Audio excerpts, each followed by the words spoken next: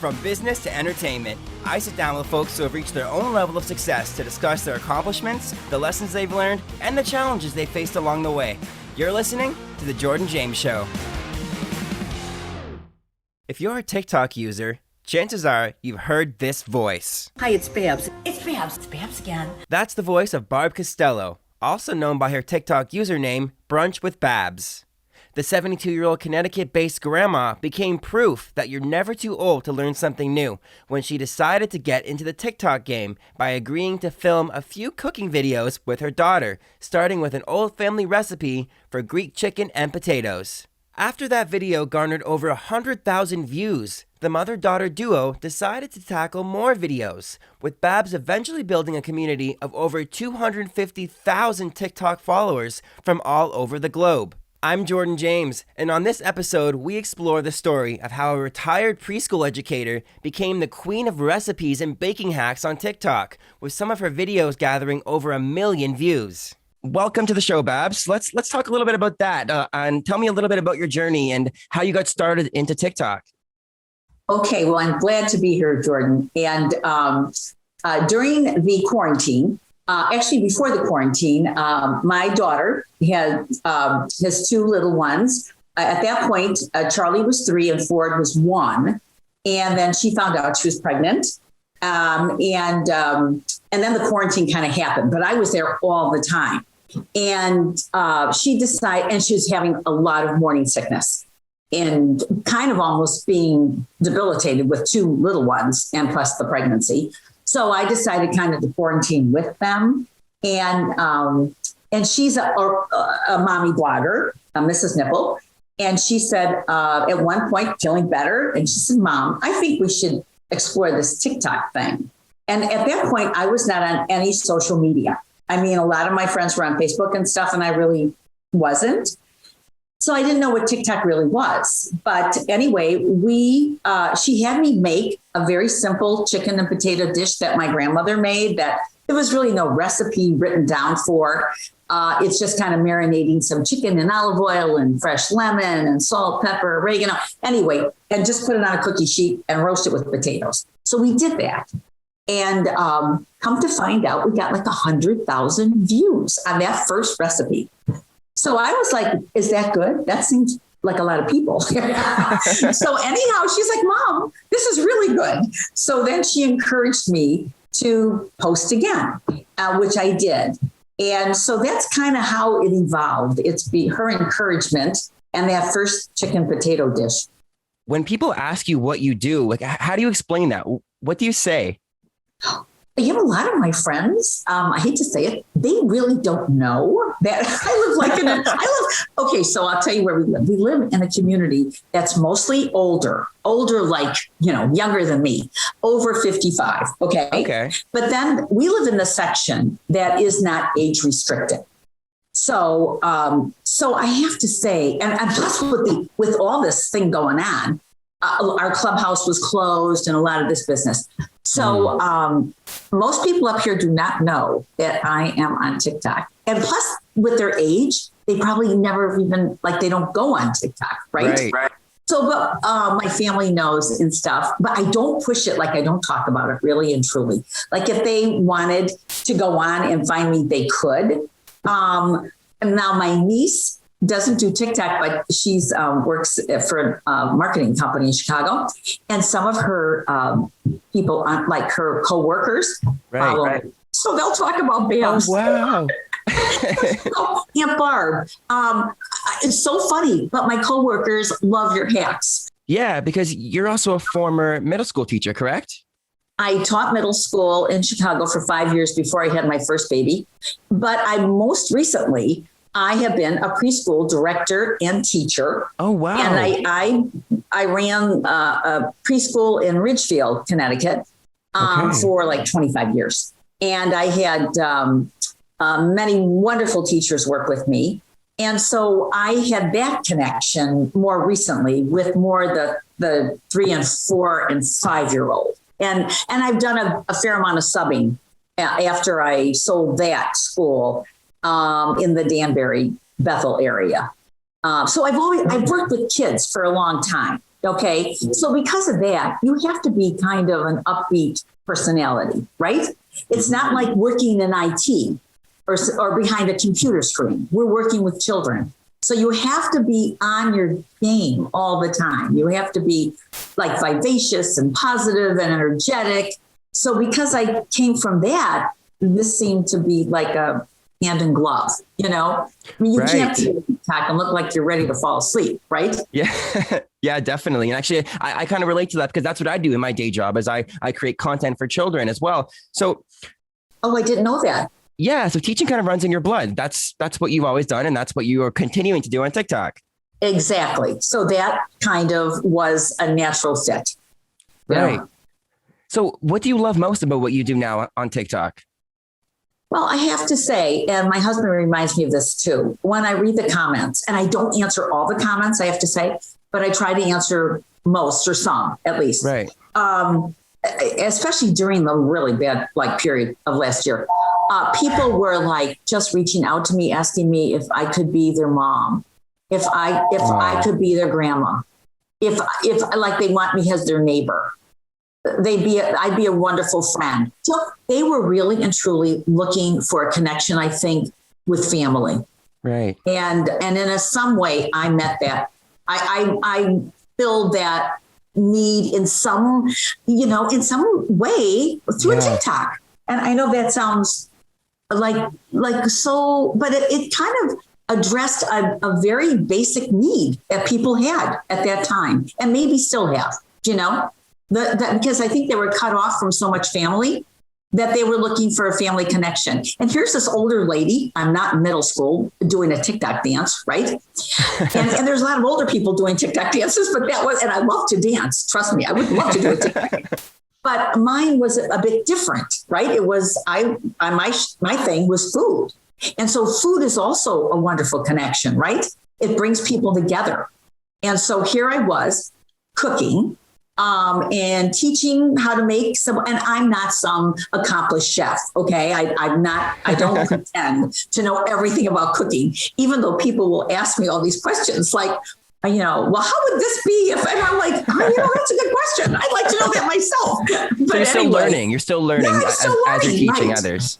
Exactly. So, that's amazing. But I have to say, I think it was that personal connection of this need that people had. And if I was able to fill that in some small, tiny way through a fun little TikTok, that kind of encouraged me to continue, Definitely. And just kind of going back to the continuing to learn process. Now you can edit and you can post your own videos. You're doing all this stuff on your own. There must have been a learning curve involved. Talk to me a little bit about that. And how steep was that learning curve for you? Well, of course, my daughter is my cohort in all this, right? Mm-hmm. And at first, I didn't know how to do that, quite frankly. I mean, I'd never been on TikTok before. And but Elizabeth is busy. She's got 3 children, one of whom is like this 3-month-old baby now, a little scooter. And congratulations, she has by the way. Thank you. And she has her Instagram and TikTok accounts and stuff. So she taught me how to do the not editing, but adding, like people want recipes. I do obviously a food show. So they want the ingredients and they want, even though you're showing them, but you have 1 minute. So that's another thing. There's a lot of stops and starts and a wonderful Liz kind of reached out because we needed help with the baby and stuff. I mean, we couldn't just continue just the 2 of us. So she put out on her Instagram kind of an appeal for anyone who'd like to intern for us. And so we found a wonderful gal, Laura, who worked with us for about 3 months. And she brought so much to, as another person with another viewpoint who was a mom and was out of the workforce for a while, but wanted to get in and wanted to learn about the filming and about the TikTok and about how the whole thing kind of worked. Yeah. And, but she has she's very artistic and quick to pick up. So she helped us for the past 3 months and brought a lot of her ideas, which were great. The more people that work on something, the better, right? Definitely. So Laura now just went off on her own. She got a job with in the TikTok area, but is still going to kind of be involved in a less dominant role, but still part of our team. But anyway, so back to your question, I had to learn because Liz didn't have the time. And so I needed to learn how to do. I'm still learning Instagram. That's new to me. I'm just in Instagram a short time. But TikTok, I understand. And I think I've been able to pick it up, Definitely. And I mean, with all these different platforms out there, it can definitely be a little overwhelming. There's Facebook, there's Instagram, there's Clubhouse, there's Twitter, there's all kinds of different social media platforms. Right. So just kind of moving on a little bit, tell me a little bit about your community on TikTok. What are some of the most touching and inspirational comments that you've received? Well, okay. So I mentioned most of them are about meeting family. So during like the real shutdown, okay, I got a comment from someone in Brooklyn who said, I live in a dungeon apartment with no kitchen. And I have to tell you, you are the bright spot in my week. At this point, I cannot tell you how happy I am when I hear, hi, everybody, it's Babs. So I have to say that that's probably a comment that really, or I'll tell you some other ones too. And not to be, not negative, but looking at like the sad part of life. Right. But people will say, you remind me so much of my grandma. I lost her, last year. Or I feel like you sound like my mom and she passed away, 2 years ago. Like you hear these things and you're just like, oh my gosh, So that's very heart touching, isn't it? Like absolutely. You just feel like, oh my gosh, I have to continue because, and also people are constantly telling me I look like Nancy Pelosi. But I'm like,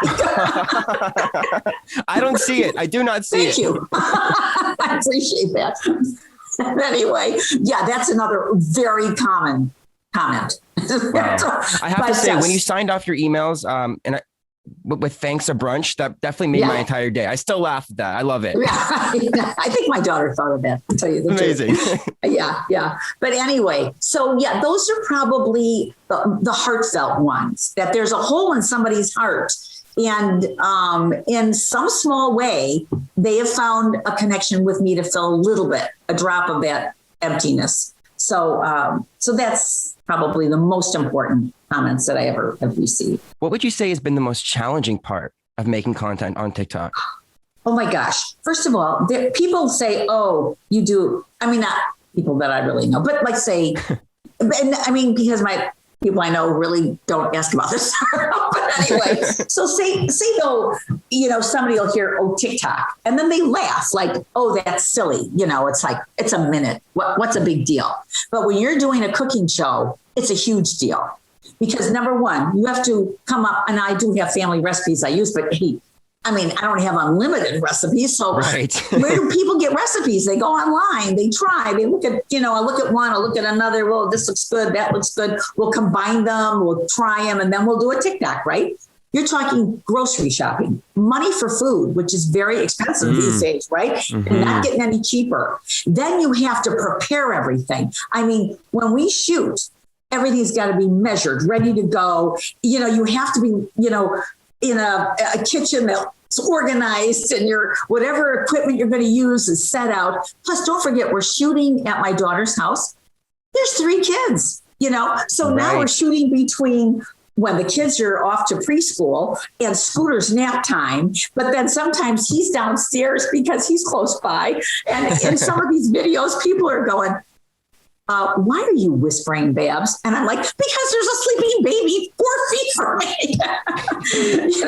So there's a lot of juggling, I have to say. And then there's all these stops and starts and then trying to get everything into that 1 minute. And now we're getting better, I have to say. But see, at the beginning, a lot of times there wasn't enough room to show the final product. And that's what people want to see, right? They want to see that that wonderful cheesy sausage dip that you're going to have for Super Bowl party, right? Yeah. You want to see that chip being, dipped in and have that melted cheese kind of stirring right up, right? So there's a lot that we do. There's a lot of work in this. But we're still doing it, despite all the work. When we see the final product and hopefully people like what we do, then that's kind of the payback. For sure. And now that you have over 200,000 followers in just under a year at this point, and I believe you started with 2,000 Instagram followers and then got to 18,000 in just a week. That's a huge accomplishment. What kind of advice could you give to other people that want to make it on TikTok and that want to start creating content? Okay. Well, I would say, first of all, give it a try. If you don't make the leap, you'll never know, right? So I never knew where this was going to lead or where it's leading. At the beginning, I had no idea. But I think if anyone is interested in trying the channel, to be a creator, then do what you love. First of all, create what you like. Don't be somebody you're not. So be true to yourself. And if you have something to share that you love, rest assured that there are probably people out there that love that too. So I would say to just follow your passion, no matter what age you are, right? I have a passion for food and family. So I think that comes across as genuine. So I think you have to be genuinely who you are and then share what you know. And then don't worry about I only have 2,000 followers or whatever. You don't know what the next post is going to do, right? Some of the most ridiculous, some of the posts that I spent the least time on have blown up, like have been the million views, right? There was that butter one. I don't know if you ever saw the butter hack. I don't know. But anyway, that was around, I think it was in December we posted that, or maybe it was early January. Anyway, Laura was shooting me, right? Laura, our lovely intern. And she had to reshoot that like 3 times because the lighting wasn't right. That's another thing. You've got to do this when the sun is out.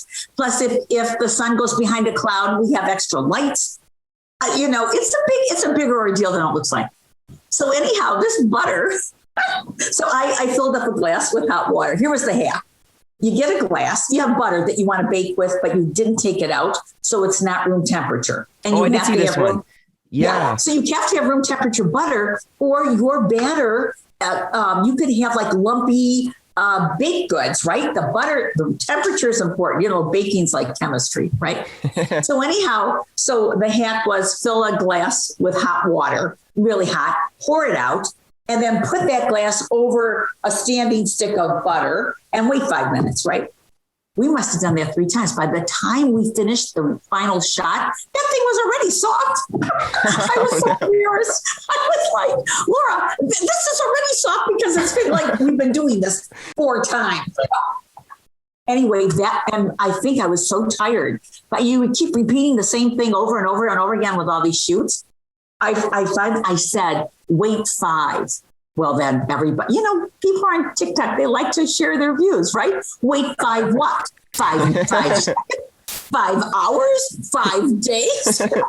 And that blew up. I would have thought that would have had 2,000 views, right? That had over 1 million views. Wow.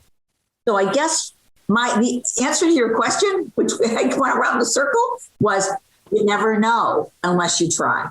You know? Definitely. And even going back to that very first video of yours, what kind of advice would you give to yourself knowing what you know now? I would have, good question. Well, all the questions are good. But I would have talked a little more because I didn't know exactly how it worked. So I would be like doing something like, put the marinade on the chicken. But I might have said, so you could use a whole chicken. You could use chicken thighs and chicken legs. If you like the dark, as you're going along, you could be instructing. It's not just step 1, step 2, step 3. Do you know what I'm saying? So that I probably wasn't as natural yet. where I think I'm getting to be more natural about it. You know, when you have a connection, the first one, you don't have a connection with any, you're just trying. For me, it was the first time I'd ever been on TikTok. If somebody is saying, oh, I'd like to try TikTok, but I don't know if I could make it. Well, maybe they've already been on TikTok and know how it works. But for me, I was totally clueless. I didn't know how it worked, except only in a minute.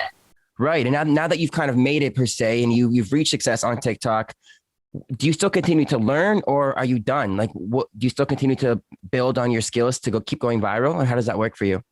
So in answer to your question, you still have to learn. You still have to, like, we're always trying, like now it's St. Patrick's Day is coming up, right?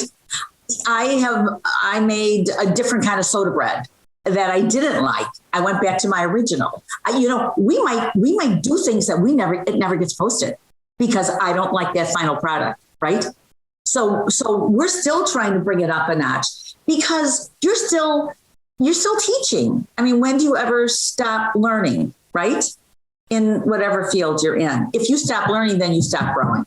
And I like to learn. I'm more open-minded that way.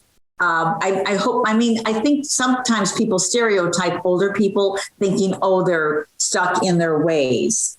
And that's maybe not so true because I'm an older person and I want to learn, you know? Right. In fact, I made you 2 breads here. Jordan, okay. Can you see the bread?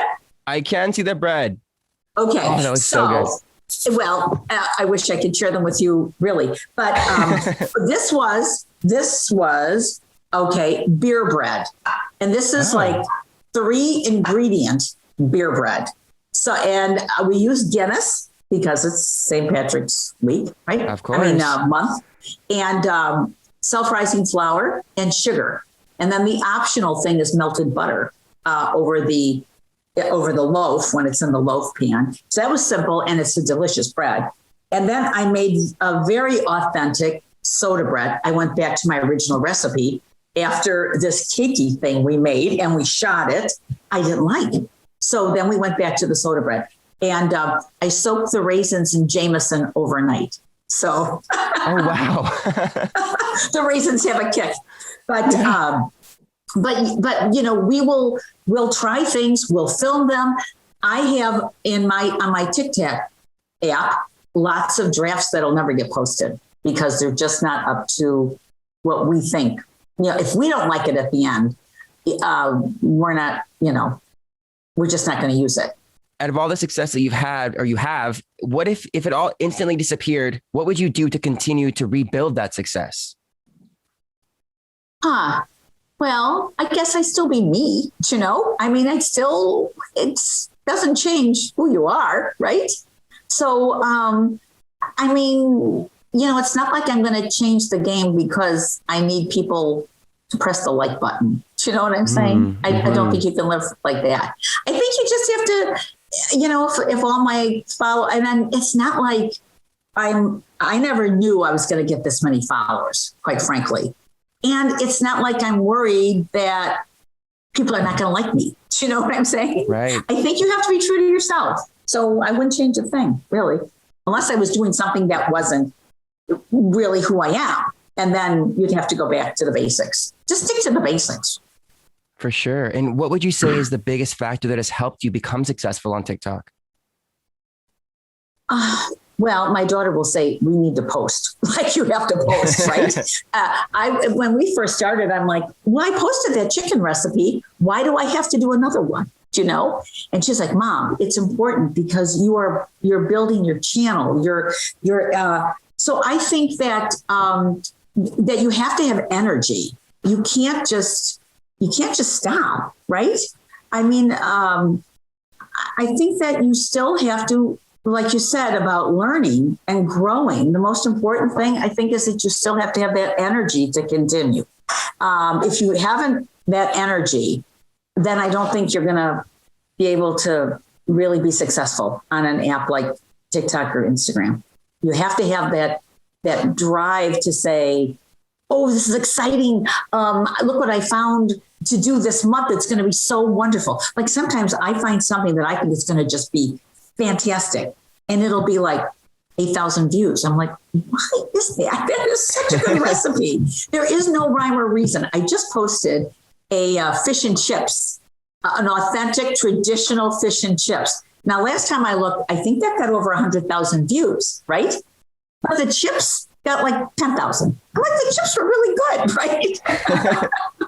But people like the fish better, which is more important anyway.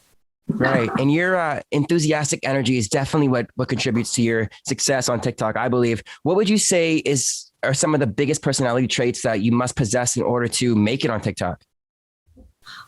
Well, as I said, you should have an energy. You should be positive. Don't be down on yourself if you get some negative comments. I'm an older person, so they're kind to me, mostly.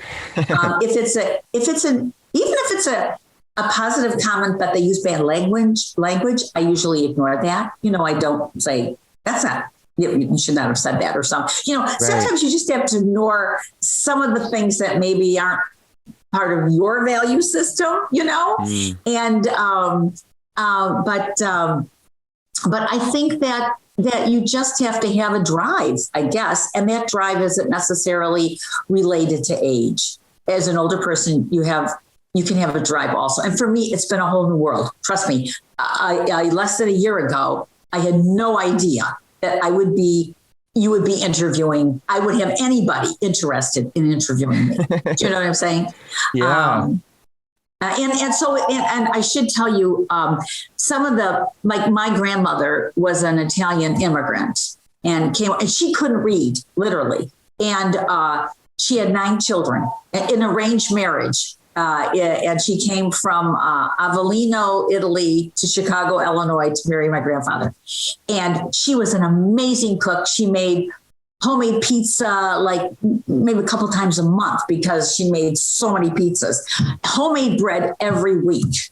And she didn't have any recipes, but she was probably one of the most phenomenal cooks I've ever known. And my mom was that way too. In fact, she even dabbled in catering at one point. In fact, we had like a little family restaurant. But have you ever been to Chicago? No, I haven't. Well, in Chicago, there's the Chicago hot dog, it's Chicago Italian beef and sausage. And we opened up one of those restaurants. But I was just very young. And my mom was really the brains behind the whole thing. We were like the helper bees, Right. And so then, it runs in the family for sure. Well, the food thing, a love of food definitely runs but if you're from an Italian family, you've got food in your blood, right? So anyway, and there was also a wonderful lady that became kind of a surrogate mother to me because we moved from Connecticut from Chicago to Virginia, then Connecticut. And my dear friend Ida, who passed away a couple of years ago. And she was an amazing Italian cook, but she was more northern Italy. So her dishes were a bit different than, like, her lasagna was like 12 layers with hard-boiled eggs, lunch meat. And, it was just unbelievable. I learned something. Well, I picked up things from Ida. She, like many Italian cooks, was very impatient. Like, this, I'll do it myself. You're not doing fast enough, kind of thing, But anyway, so that's kind of my, the inspiration or like you said, it's kind of in the gene pool or whatever, for sure, for sure. And a lot of Italian influence. And my dad was Lebanese. So my mom cooked Middle Eastern food too. And I love Middle Eastern food. It's so healthy. That's amazing. So just before we let you go here, Babs, I do want to touch on your partnership with Food 52. Tell us a little bit about that. Yes. So someone, I guess it was maybe the CEO or someone in Food 52 saw my TikToks and thought they looked pretty good. And so someone from that organization contacted me. And so we sent them a few TikToks and I guess they did pretty well. So I may be, doing some more work for Food 52. I was already a Food 52 fan. Have you ever heard of Food 52? No, actually. Well, you're probably your cooking days are just going to get started, right? Now that you're done with maybe your food card or whatever you have in college, right? For sure. But anyway, so I was always a member of Food 52. It's a wonderful site. At the time that they also have published cookbooks, and I have their cookbook. And they have just lots of wonderful, recipes and ideas, and they sell fabulous kitchen products. And so I was already sold on Food 52 before they contacted me. But that's been just recently, and that's been a wonderful. I think it's a good connection because I love food and they're a food site. So, For sure. Well, congratulations on that. Thank you. So just on a final note here, Babs, if you could define success, what does success mean to you? Well, again, maybe I sound like a broken record, but I hope that people can find success on something that they love. That then your job, and this is an old adage, right? Then your job doesn't become a job, right? It becomes something that is part of what makes your life rich, and not rich in the material way, but rich in the fulfillment way. So I think what makes success is being personally fulfilled. And when you go to do something, you're excited about it, not like, oh my gosh, I've got to get up and go to work, right? You might make a lot of money, but you might hate your job. So I think if you love what you do, it's not a job. And that's not original. I've heard that a million times. So. Well, Babs Costello, mother of 4, grandmother of over 200,000. Oh, thank you so much. That's a lot of people to feed, Jordan. Oh, yes. Big family dinners. Exactly. Well, thank you so much for joining us. A wonderful chatting. Be sure to follow Brunch with Babs on TikTok and Instagram for some of her incredible recipes and baking hacks. You can find all of her links in the show description. If you haven't already, make sure to subscribe to The Jordan James Show. And while you're there, please give us a nice rating and review. We're available for free on Spotify, Apple Podcasts, and wherever you find your favorite podcasts. You can also find us on YouTube, Facebook, and Instagram for more exclusive content. We'll see you next time as we continue to discover the path to success on The Jordan James Show. During COVID-19, during the pandemic, there was a lot of chaos going on. And we thought, what could we do throughout this period of time where instead of focusing on these problems, we could think of an opportunity.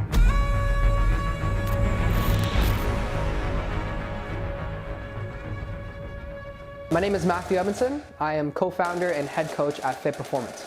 My name is Manana Bijua. I'm 21 years old, and I am the co-founder and head coach here at F.I.T Performance. We initially met on our first day at fitness and health promotion at Durham College. Throughout that, we started to study together a little bit more. And we really noticed that we had a really good work connection. We could work well together. So we started brainstorming. Matthew and myself would hop on calls every day, trying to think, create an idea. What can we do to really make an impact that can also change people's lives? And that's when we decided to come up with F.I.T Performance, which is now our company that we are very proud and very happy to bring to you guys.